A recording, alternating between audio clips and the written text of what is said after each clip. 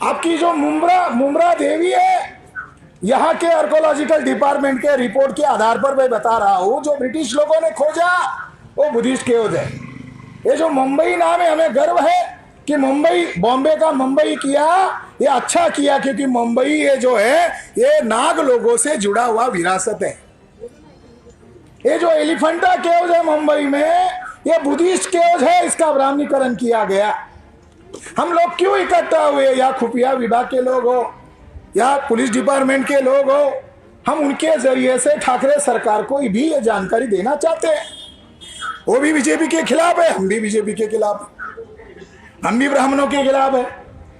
यहाँ जो नाला सोपारा है, थाना जिले के अंदर आता है नाला सोपारा, ये प्राचीन नाम है सोपारक। यहाँ पर सम्राट अशोक आए थे और उनका बेटा और बेटी यहाँ आए थे, संघमित्रा और महेंद्र, और उनकी याद में 2 शिलालेख यहाँ उन्होंने निर्माण किए। वो दृष्टि यहाँ बॉम्बे के म्यूजियम में है। वहां पर अशोक ने शिलालेख बनाए, उसका फिजिकल एविडेंस है, और वहां पर बुद्ध के धातुओं पर स्तूप बनाया गया, और वो जो स्तूप है उस स्तूप के अंदर तथागत भगवान गौतम बुद्ध के जो भिक्षा पात्र है उसका अंश उसके अंदर है, इतना पवित्र है। मगर उसका आसपास का जो परिसर है, उस परिसर के ऊपर आज बिल्डर्स लॉबी के द्वारा कब्जा किया जा रहा है, और भारतीय पुरातत्व विभाग इस पर चुप्पी साधे हुए है। इसका धिक्कार करने के लिए हम यहाँ पर इकट्ठा हुए हैं। ये जो भंतेजी लोग हैं, ये बताते हैं कि वो जो कानेरी केव्स है वहां पर पूरे भरूच का रिकॉर्ड वहां पर है, गुजरात के लोगों ने जो दान दिए 2000 साल पहले उसका रिकॉर्ड वहां पर है। ये जो बॉम्बे के मुंबई के अंदर अलग अलग इलाके उसके प्राचीन नाम वहां पर है, बहुत सारे शिलालेख वहां पर हैं, और वहां पर बुद्ध के चैत्य को शिवलिंग बताकर उसको कब्जा करने का षड्यंत्र किया जा रहा है। और भारतीय पुरातत्व विभाग क्या कर रहा है, मक्खियां मार रहा है, कुछ नहीं कर रहा। मैं आपको और जानकारी देना चाहता हूं ताकि हमारे लोगों को जानकारी हो। भारतीय पुरातत्व विभाग के अपने प्राचीन धरोहर के सामने एक बोर्ड लगाता है कि अगर इसने किसी ने क्षति की, इसको खराब किया, तो उनको इतनी साल की सजा होगी, और ये धारा के तहत होगी। 2004 में संजीवनी कुट्टी सचिव महाराष्ट्र शासन, इन्होंने एक जीआर निकाला था, वो जीआर को मैं पढ़कर बताना चाहता हूं जानकारी के लिए। 2004 में 20 नवंबर 2004 को उन्होंने परिपत्रक निकाला, शासकीय परिपत्रक। उसमें उन्होंने कहा, यह समझना बहुत जरूरी है, अगर भारतीय पुरातत्व विभाग अपने ही कानून पर अगर अमल नहीं कर रहा है तो फिर हमें बड़ा आंदोलन करना होगा। वो कैसे उल्लंघन कर रहा है, मैं जानकारी के तौर पर आपको बता रहा हूं। संजीवनी कुट्टी साहब, सचिव महाराष्ट्र शासन, इन्होंने सरकारी ऑर्डर में परिपत्रक में ये कहा, प्राचीन स्मारके आणि पुरातत्वीय स्थळे व अवशेष अधिनियम 1958च्या अंतर्गत केलेल्या विषयानुसार संरक्षित स्मारकापासून 100 मीटर क्षेत्र सुरक्षित क्षेत्र म्हणून आणि 300 मीटरचे क्षेत्र हे विनियमित क्षेत्र म्हणून घोषित असते। या क्षेत्रामध्ये उपरोक्त कायद्यानुसार कोणतेही तात्पुरते किंवा कायमचे लहान किंवा मोठे बांधकाम अनुज्ञेय नाही, म्हणजे अनुमती नाही। भारतीय पुरातत्व सर्वेक्षणाच्या स्थानिक अधिकाऱ्यांनी वारंवार संबंधितांच्या निदर्शनास आणून देखील या कायद्याच्या तरतुदीचे योग्य प्रकारे पालन केले जात नाही। संरक्षित स्मारकालगतच्या क्षेत्रात भित्तीपत्रे, जाहिराती, दुकाने, फलक इत्यादी उभारण्यात येतात। ही बांधकामे बऱ्याचदा उंच असतात, त्यामुळे संरक्षित स्मारके विद्रूप झालेली आहेत। याचा ऐतिहासिक स्मारकाच्या सभोवतालचा परिसर व पर्यावरणावर परिणाम झाला असून त्यामुळे स्मारकास भेट देणाऱ्या पर्यटकांचे भारताच्या सांस्कृतिक जीवनाबद्दल प्रतिकूल मत होऊ शकते। या सर्वांचा विचार करून तसेच संरक्षित स्मारकाची योग्य प्रकारे जतन व दुरुस्ती होण्यासाठी आणि पर्यटनास प्रोत्साहन देण्याकरिता सर्व जिल्हाधिकारी आणि जिल्हा पातळीवरील इतर अधिकाऱ्यांना कळविण्यात येते की प्राचीन स्मारके, पुरातत्वीय स्थळे आणि अवशेष अधिनियम 1958चा कायदा आणि त्या अंतर्गत केलेल्या नियमांचे सक्तीचे पालन अथवा अंमलबजावणी करण्यासाठी दक्षता घ्यावी. कायद्याचे पालन करण्याच्या दृष्टीने सर्व संबंधित योग्य ती कारवाई करावी. महाराष्ट्र राज्यपाल यांच्या आदेशानुसार व नावाने संजीवनी कुट्टी. किसका आदेश है? महाराष्ट्र सरकार. अमल किसको करना, किसको कहा? जिलाधिकारी को अमल करना है. और जिलाधिकारी के अधीन जितनी मशीनरी है इंक्लूडिंग पुलिस, सबको इस पर अमल करना है. यानी 400 फीट दूर जो स्मारक है वहां 400 फीट के अंदर कोई गड़बड़ नहीं होना चाहिए. ये भारतीय पुरातत्व विभाग के माध्यम से किया जा रहा है. इसलिए हमने सोचा 3 चरण में हमने आंदोलन किया. कलेक्टर के कान में चिल्लाया, अरे अमल करो, आपके ही कानून पर अमल करो. पहला धरना आंदोलन किया, नहीं मान रहे.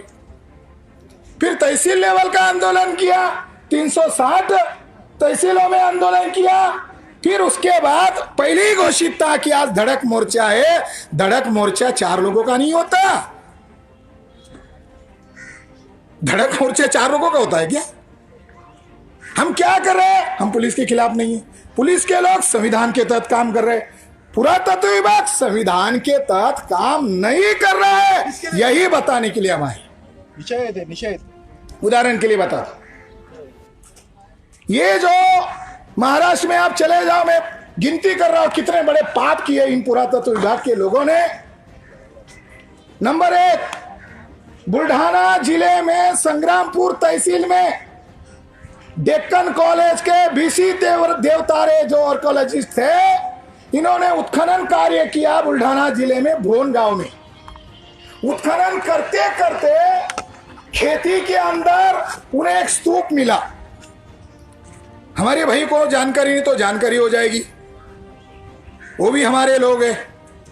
और उस स्तूप के वहां स्तूप मिला और स्तूप के अंदर सारे आर्कियोलॉजिस्ट लोग सुन रहे हैं, उनको मालूम है, वो हमको पढ़ाते हैं. अब हम थोड़ा पढ़ गए, हमने थोड़ा ध्यान दिया. स्तूप के अंदर किसी की हड्डी नहीं होती, किसी की अस्थियां नहीं होती.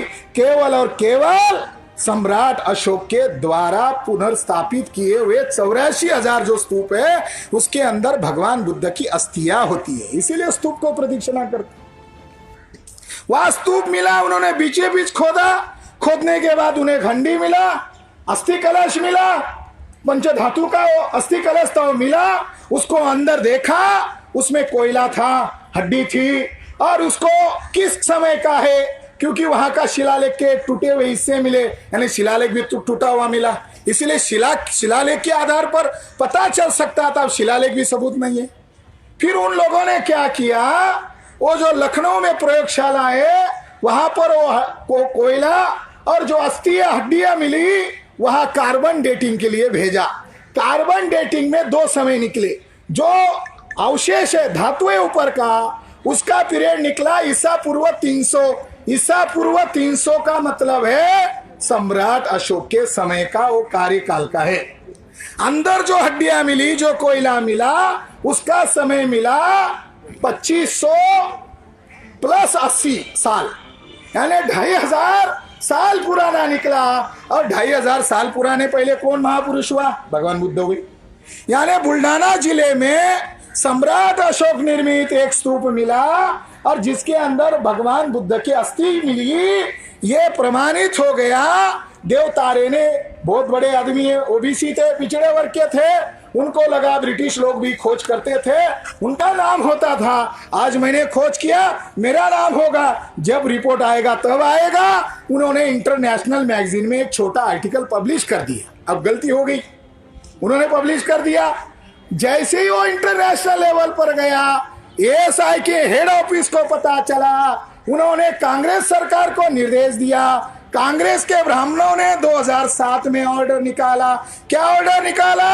अरे सम्राट अशोक को बाबा साहब अंबेडकर ने कोर्ट में सिंबल दिया, पुलिस की छाती पर दिया, हर सरकारी ऑफिस में दिया, कलेक्टर को दिया, और राष्ट्र का प्रतीक है और उसको हम मिट्टी में दफन करना चाहते हैं। तुम उसको ओपन करना चाहते हो। 2007 में सेंट्रल गवर्नमेंट ने, एएसआई ने क्या किया, इरिगेशन डिपार्टमेंट को लिखित में नो ऑब्जेक्शन सर्टिफिकेट दिया, और उस गांव में, भोन गांव में आज जीगांव धरण प्रकल्प बन रहा है। हम ठाकरे सरकार के अधीन है। ये हम कांग्रेस बीजेपी को तो कोस रहे और नालायक है, मगर वर्तमान ठाकरे सरकार को भी हम बता रहे आपके नियंत्रण में हो, महाराष्ट्र के टेरिटरी में आता है। आज वहां गडकरी ने 16,000 करोड़ रुपया दिए और वो वहां पर वो भोन स्तूप नष्ट करने के लाइन में है। इसलिए हमने सोचा हर जिले में हम चिल्ला रहे हैं, तो हमको लगा जहां बड़ी सुनवाई होती है, मुंबई हमारी राजधानी है, हम कोई अलग स्टेट में नहीं जा रहे, हम हमारे स्टेट में आ रहे। राज्यपाल सुने, मुख्यमंत्री सुने, सम्राट अशोक की धरोहर को नष्ट किया जा रहा है, कांग्रेस ने किया, फिर बीजेपी आई। बीजेपी कोई अलग नहीं है, हमारे लोगों को मालूम है कांग्रेस बीजेपी नाटक है, ये एक ही खेल के चट्टे बट्टे लोग हैं। अरे ये कांग्रेस ने ही आरएसएस नाम का बच्चा पैदा किया। आरएसएस कोई अलग संगठन नहीं है, हमारे लोगों को ब्राह्मण सिलेबस बनाता है, वही पढ़ाता है, और हम पोपट बन के आईएएस भी होते, आईपीएस भी होते, बड़े बड़े बाबू अधिकारी होते, मगर झूठ को झूठ कहने का साहस नहीं होता। हेडगेवार कांग्रेस का आदमी था। 1925 में कांग्रेस ने आरएसएस नामक संगठन बनाया। आरएसएस और कांग्रेस एक ही है, ये ब्राह्मणों का संगठन है। लोकतांत्रिक संस्था है आर्कोलॉजिकल डिपार्टमेंट, उसका जन्म हुआ 1860 में। आपको मालूम है 1860 में जन्म हुआ एएसआई का, क्यों हुआ मालूम है? अवध 1856 में विवाद हुआ, 1857 में गदर हुआ। ये पुणे के पेशवा ब्राह्मणों ने उन वहां के मुगल राजा के साथ संधि किया और इन लोगों ने ब्रिटिश लोगों के खिलाफ गदर किया। अब ब्राह्मणों को मुगलों ने साथ में लिया, ब्राह्मण लोगों को साथ में लिया, फेल हो गए और 1857 का गदर खत्म हुआ। वो खत्म होने के बाद मगध बेल्ट में, उत्तर प्रदेश का जो मगध बेल्ट है, वहां पर मस्जिद पर ब्राह्मणों ने विवाद शुरू किया 1858-59 में। तब ब्रिटिश लोगों को लगा ये दोनों आज एक हो गए और ये अब मंदिर मस्जिद का झगड़ा कर रहे, हम तो थर्ड पार्टी है, हमको तो राज करना है। तो उन्होंने सर मेजर जनरल कनिंघम को वहां पर आर्कोलॉजिस्ट के तौर पर उत्खनन करने के लिए भेजा। उसने 70 एकड़ एरिया में उत्खनन किया और जो विवादित जगह है, जिसको वर्तमान केंद्र सरकार के द्वारा, जुडिशरी के द्वारा कहते हैं शांतिपूर्ण फैसला दिया, ये तो आतंकवादी फैसला दिया। मुसलमान और हिंदू के नाम पर ब्राह्मण लोग, उन लोगों ने वहां पर कब्जा किया। अरे 1861 में एएसआई का रिपोर्ट पब्लिश है, भारत सरकार और ब्रिटिश सरकार का जो रिपोर्ट है वो प्रकाशित है। और रिपोर्ट कहता है 2.77 एकड़ एरिया मंदिर मस्जिद का विवाद कांग्रेस और बीजेपी लड़ा रहा था, 1861 में ही डिक्लेयर हुआ। केवल 2.77 नहीं, 70 एकड़ एरिया का एरिया सम्राट निर्मित बुद्ध स्तूप का। मैं क्यों बता रहा हूं, एएसआई के सामने क्यों बता रहा हूं? हम इसीलिए बता रहे हैं कि गोगोई साहब को मोहन भागवत ने यूज किया और यूज करके अभी फेंका नहीं, राज्यसभा में बिठाया। जब डिबेट चल रहा था 40 दिन, तो जस्टिस गोगोई को जो अपोजिशन पार्टी के एक्सपर्ट जज थे, उन्होंने कहा अरे हमको होमवर्क करने के लिए समय दो, 24 घंटा हमको चलाते हो और समय दो, क्रिकेट मैच की तरह तुम 40 दिन चिल्ला रहे हो, कुछ समय दो। तो जज साहब ने कहा या भाषणबाजी नहीं चलेगी, या हमें कोई राज्यसभा में नहीं जाना है। गोगोई साहब ने कहा हमें राज्यसभा में नहीं जाना है, राज्यसभा पहुंच गए। गड़बड़ हो गया। एक लेडीज ने उनके ऊपर आरोप लगाया, बहुत गंदा आरोप लगाया। बोबड़े साहब की अध्यक्षता में इंक्वायरी की, इंक्वायरी में सेटिंग हुआ, तुम दोषी हो, ऐसा करते हैं, तुम्हारे रिटायरमेंट के पहले फैसला दो, फैसला ऐसा दो जिससे तुमको क्लीन चिट मिलेगा और हमको जैसा चाहिए वैसा फैसला मिलेगा। जस्टिस गोगोई को यूज किया। साथियों, आर्कोलॉजिकल, चाहे पुलिस विभाग हो, चाहे जुडिशरी विभाग हो, आप फैसला किस आधार पर देते हो? आस्था के आधार पर देते हो? मान लो किसी ने गैंग रेप किया और गैंग रेप करने वाले हाथरस के आदमी ने हमारे एसपी को कहा, डीवाईएसपी को कहा कि हमारी आस्था का मामला है, हम कुछ भी करेंगे। आस्था के मामले पर आप छोड़ सकते हो? सुप्रीम कोर्ट के जज कह रहे हैं हमने कोई एविडेंस के आधार पर फैसला नहीं दिया, आस्था के आधार पर, श्रद्धा के आधार पर फैसला दे रहे। ये जो फैसला आया हम मानते हैं 2.77 एकड़ एरिया का आपने समाधान किया।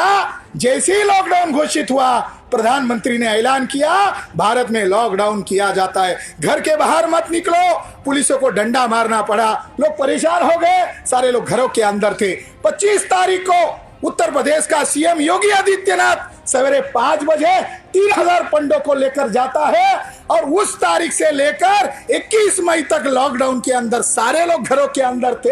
जेसीबी लगाकर साकेत के अंदर, अयोध्या के अंदर जो बुद्ध स्तूप मिले थे, जो बुद्धा के अवशेष मिले थे, जेसीबी से तोड़ रहे थे।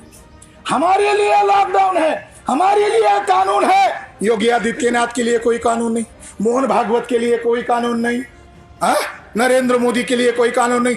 5 अगस्त को नरेंद्र मोदी वहां गया और नरेंद्र मोदी जो भारत का प्रधानमंत्री है, क्या स्टेटमेंट दिया? ये मंदिर के निर्माण से आज राम राज्य की स्थापना हो गई है। अरे तुम संविधान के तहत प्रधानमंत्री हो या राम राज्य के तहत हो?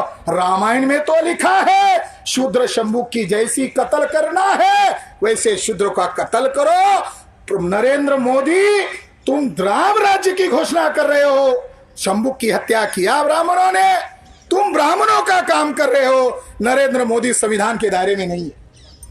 मोहन भागवत ने अपने सोशल मीडिया के पेज पर डिक्लेयर कर दिया। क्या डिक्लेयर किया मालूम है? अभी भी है उसका सोशल मीडिया, वही है अर्नब गोस्वामी का मास्टर। एक गोस्वामी चुप हो गया, बाकी सब पिल्ले भोंक रहे, मुंबई को और खास करके मुंबई के पुलिस को बदनाम कर रहे। अरे ये ब्राह्मण बनिया मीडिया है और इसको मोहन भागवत चला रहा है। मोहन भागवत ने स्टेटमेंट क्या दिया? ये स्टेटमेंट दिया लॉकडाउन अवसर है। अरे मोहन भागवत ने कहा लॉकडाउन अवसर है। क्या मतलब है अवसर? नंबर 1, सारे हजारों सरकारी कंपनियों को बेच दिया, ब्राह्मणों के लिए अवसर है। मुंबई में सबसे ज्यादा पुलिसों को टॉर्चरिंग होता है, उनका कोई सर्विस शेड्यूल नहीं होता है। आईटीआई के द्वारा जानकारी मिली 2011 में सबसे ज्यादा सुसाइड पुलिसों ने किया, क्योंकि उनको समय ही नहीं है, निजी काम के लिए भी समय नहीं। हमारी एससी एसटी ओबीसी को खत्म करने के लिए प्राइवेटाइजेशन कर दिया।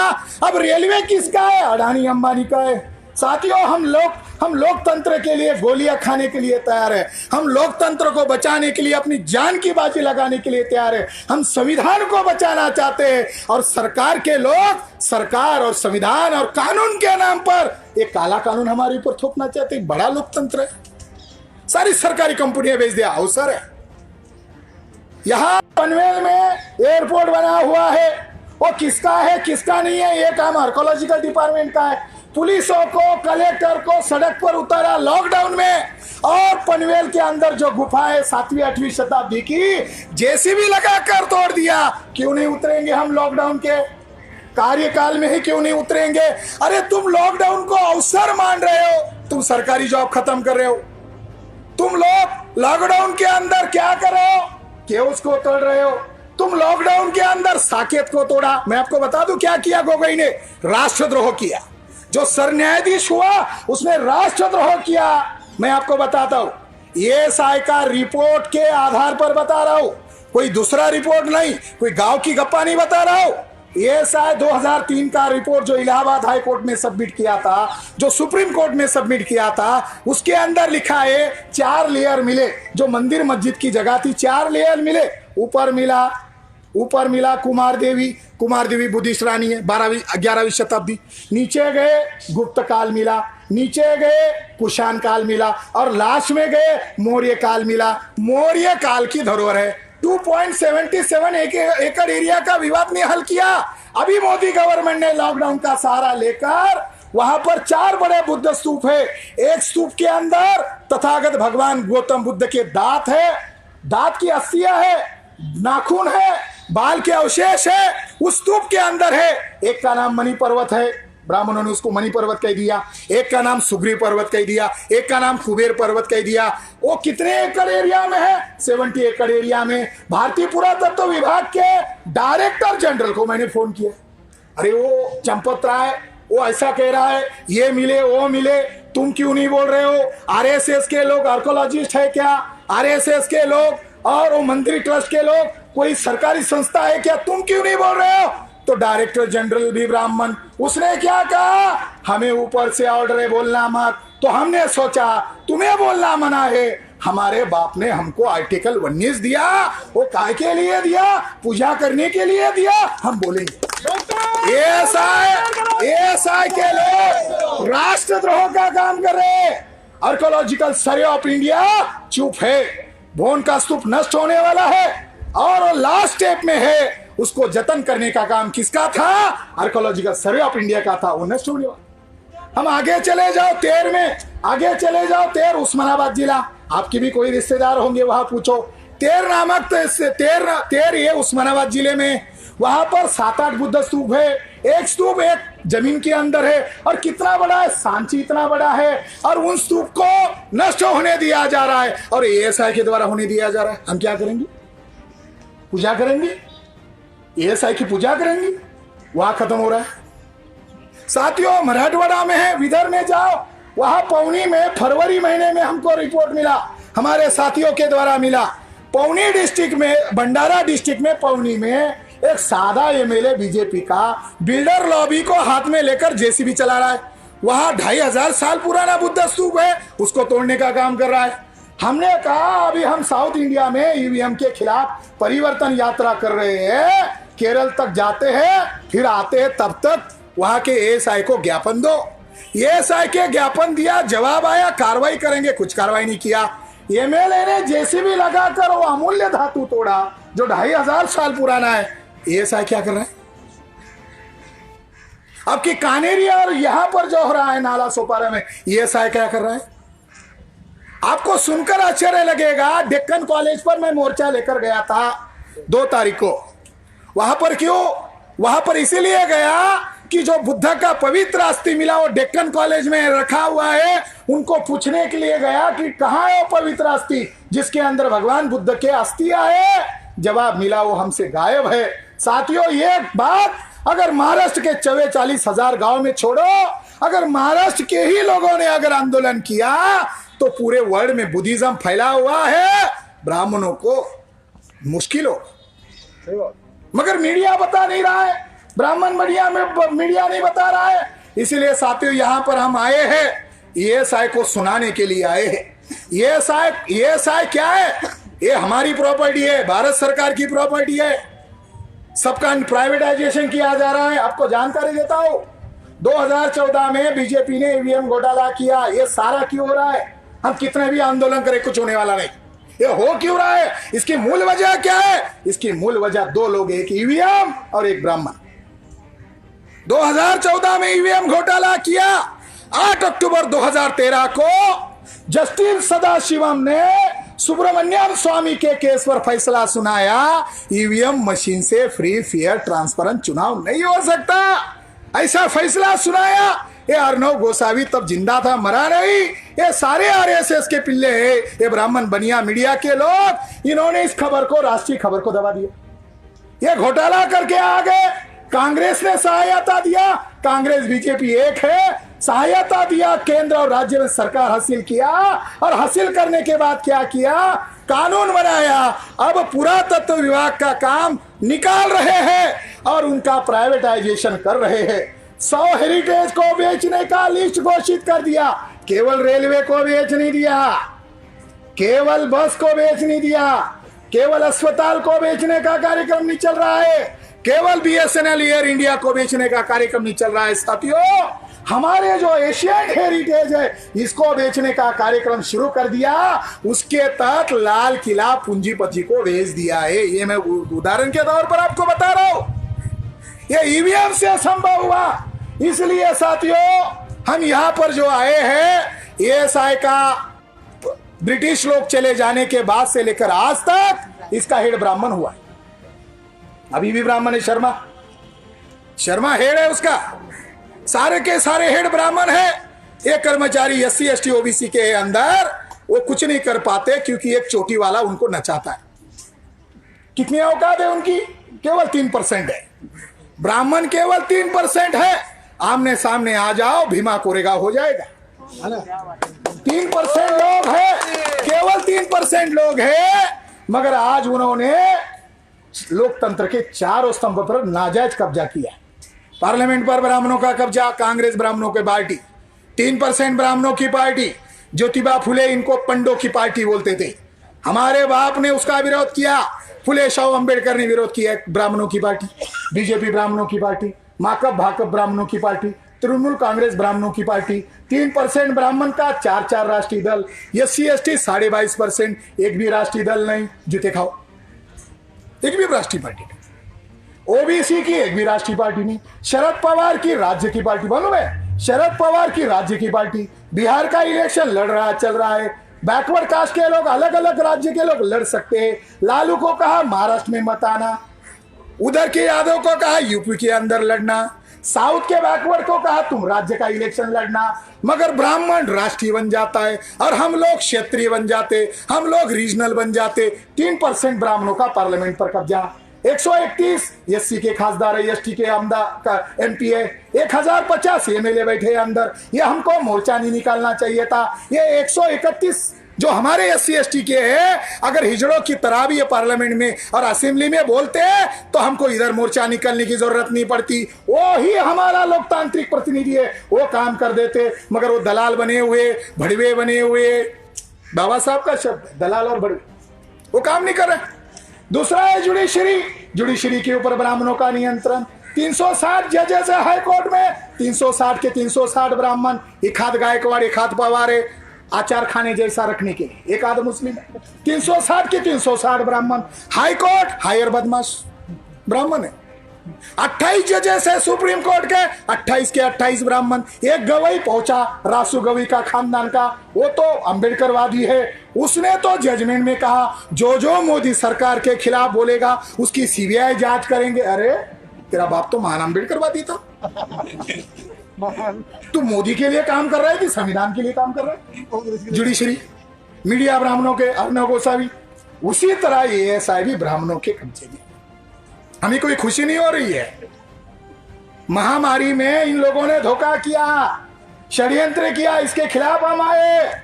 अगर ये लोग नहीं सुधरते हैं तो आने वाले समय में यहाँ खुफिया विभाग के लोग सरकार को इंफॉर्मेशन दे, कुछ बातें बात के समय में बोलनी अभी बोल देते।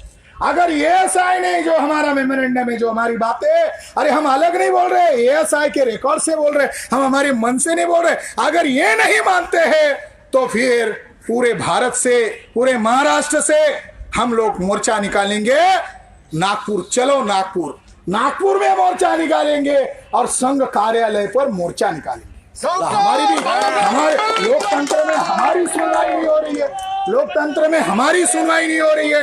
अगर हमारी सुनवाई EVM के कारण नहीं हो रही है, वो भागवत के कारण नहीं हो रहे, तो हमें मोर्चा निकालेंगे। नीम का पत्ता कड़वा है, मोहन भागवत कड़वा है। साथियों, वो उतना नहीं है, उससे भी गया गुजरा है। गया गुजरा कैसे? जैसे किसान आदमी खेती के अंदर बल्ली गाड़ देता, उसके शर्ट टंगा देता, ऐसा किसान जैसा लगता और पंछियों को लगता है ये किसान है, झूठ मूठ का। उसी तरह हमारे लोगों को लगता है वो प्रधानमंत्री है। वो प्रधानमंत्री नहीं है, वो ब्राह्मणों का रखा हुआ प्रधानमंत्री है।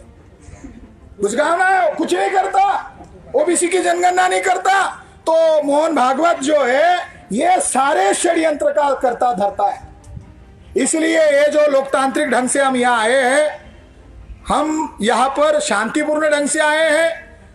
यहाँ का ASI का जो अधिकारी है वो आ जाए, हमसे ज्ञापन ले, हम कोई इंसान ही है, हमसे ज्ञापन स्वीकार करे और वो ज्ञापन पर अमल करे। महाराष्ट्र सरकार भी अमल करे और केंद्र सरकार भी अमल करे।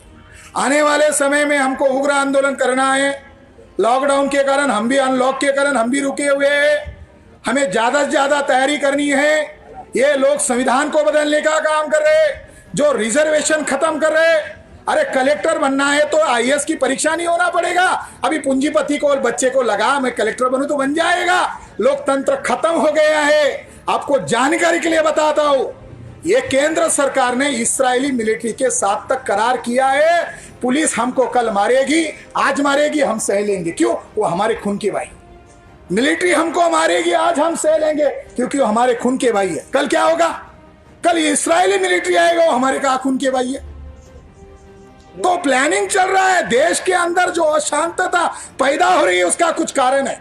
अंतिम एक बात कह देता, ASI के द्वारा ही देश का इतिहास मिटाया जा रहा है, इसलिए भी मुंबई में मोर्चा निकाला। डेक्कन कॉलेज का एक पूर्व वाइस चांसलर 2013 में उत्खनन किया राखीगढ़ी में, आर्कोलॉजिस्ट था। 16 कंकाल मिले, 16 कंकाल में से एक लेडीज का DNA फॉरेन में भेजा। 2014 को डिक्लेयर कर सकते थे, बीजेपी की सरकार आई और 2019 में सितंबर महीने में डिक्लेयर किया। सेल नामक मैगजीन में रिपोर्ट आया, हेडिंग था, हेडिंग में लिखा है कि 4700 साल पुराने कंकाल में जो DNA मिला उसका ब्राह्मणों का नहीं मिला और ईरानी फार्मर्स का नहीं मिला। थोड़ी टेक्निकल लैंग्वेज में हेडिंग थी, ईरानी फार्मर्स लोगों का और स्टेपे पैस्टोरलिस्ट का DNA नहीं मिला। ये स्टेपे पैस्टोरलिस्ट कौन है? ये ब्राह्मणों के बापजादाओं का देश है, उसको वेस्ट यूरेशिया कहते हैं। अभी ये आर्कोलॉजी का मामला ही नहीं आया, अब ब्राह्मण लोगों ने, ASI के लोगों ने डेक्कन कॉलेज का एक दलाल आदमी को खरीदा, वसंत शिंदे, और उसके द्वारा प्रचार किया जा रहा है 4700 साल पहले कंकाल के अंदर ब्राह्मणों का DNA नहीं मिला, हमारा मिला। उनका DNA क्यों नहीं मिला? ब्राह्मणों का भारत में आने का समय ईसा पूर्व 2000 यानी आज से 4000 वर्ष पहले आए और ये कंकाल मिले 4700 साल पहले। ब्राह्मणों का DNA क्यों नहीं मिला? क्योंकि तब ब्राह्मण भारत में आए ही नहीं थे। ब्राह्मण मूल निवासी नहीं है, ब्राह्मण विदेशी है, आतंकवादी है। भीमा कोरेगांव ब्राह्मणों ने किया, बिड़ेक बोटी 21 जगह बम ब्लास्ट ब्राह्मणों ने किया। मुंबई का अटैक, मुशर्रफ साहब पूर्व IG, उन्होंने लिखा IB के ब्राह्मणों ने मिलकर, वो जो विदेशी आतंकवादी थे, मिलकर बॉम्बे में अटैक किया। कोई कोरी कल्पना नहीं, IG आदमी है मुशर्रफ साहब, बॉम्बे के पूर्व IG, उन्होंने लिखा हु किल कर करे में। ये सारे लोग प्लानिंग के साथ काम कर रहे हैं साथियों। ये आतंकवादी लोग हैं, ये कोई मानवतावादी लोग नहीं है। अगर मानवतावादी होते तो हमारा 6500 जातियों के टुकड़े नहीं बनाते। अगर मानवतावादी होते तो लॉकडाउन का सहारा लेकर JCB नहीं चलाते। अगर मानवतावादी होते तो बुद्ध को भी अपना कहते, मौर्य को भी अपना कहते। इनका वंश अलग है, हमारा वंश अलग है। ये लड़ाई केवल बुद्धिस्टों की नहीं है, ये बहुजन लोगों की लड़ाई है, ये नागवंशी लोगों की लड़ाई है और केवल 3% ब्राह्मणों के खिलाफ लड़ाई है। इसको समझाना और समझना भी थोड़ा टेंशन का मामला, इसको समझना भी बड़ा काम है। इसलिए इस लड़ाई को हम आगे चलाएंगे और हमारे साथी इस मीटिंग को समापन करेंगे। और मैं अंत में हमारे पुलिस अधिकारियों का, जिन्होंने हमको साथ सहयोग दिया, उनका धन्यवाद ज्ञापन करता हूँ और मीडिया के तमाम भाइयों का भी धन्यवाद ज्ञापन करता हूँ। और बुद्धिस्ट इंटरनेशनल नेटवर्क के द्वारा हम ASI के अधिकारी को ज्ञापन देंगे और यहाँ के अधिकारियों के जरिए से भी ठाकरे सरकार को भी विनती करेंगे कि भोन स्तूप को जल्द से जल्द बचाया जाए। अगर भोन स्तूप पानी के अंदर चला गया, हम 2-3 लाख लोग उस पानी में जल समाधि लेंगे। हम उसको बचाने के लिए अपने आप को डूबने देंगे। वो डूब रहा है, बुल्ढाना जिले में है, सम्राट अशोक का है और ASI के लोगों ने पता होने के बावजूद वहां डैम बना रहे, हमारा उसका विरोध है। हम लोकतांत्रिक ढंग से ASI के लोगों को अलर्ट कर रहे, ब्राह्मणों को अलर्ट कर रहे, वो औकात में आए, वो संविधान के दायरे में काम करे। हम 85% है, वो 3% कुछ नहीं कर सकते। तुम EVM से घोटाला करके नाजायज कब्जा किए हो, हमारे दिमाग पर अभी तुम्हारा कब्जा नहीं हुआ है। 6 लाख गांव में ये बात फैलने दो, ये ब्राह्मण विदेशी है, क्या होगा देखा जाएगा। अभी हमारा नारा है, बोलो 85 जय मूल निवासी। वो बोल के मेरी बात को खत्म करता हूं। बोलो 85, बोलो 85, मूल निवासी जागेगा, मूल निवासी जागेगा। नरेंद्र मोदी से कराई सका है, नरेंद्र मोदी कराई सका है। बोलो 85।